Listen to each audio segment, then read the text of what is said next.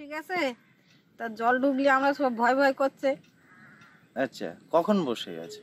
এই গেছে কদিন আগেই গেছে বসি, এই গুণ মাথায় গেছে।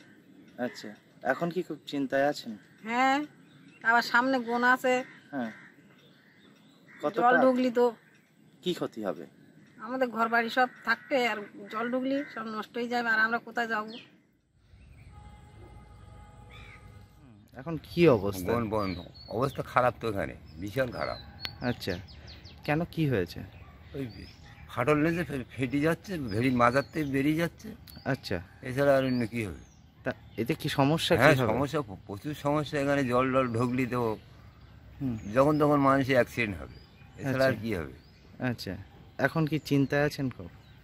হ্যাঁ, এই জায়গাতে স্বাভাবিক আমাদের এখানেই বাড়ি, যতক্ষণ জল ঢুকলি তো আমাদের বাড়ির মধ্যেই ভাঙবে। আচ্ছা, এছাড়া আর কি বলতে পারি? আচ্ছা। আমাদের ভিডিও ভালো লাগলে লাইক এবং শেয়ার করুন। কমেন্ট সেকশনে গিয়ে জানান আপনাদের মতামত।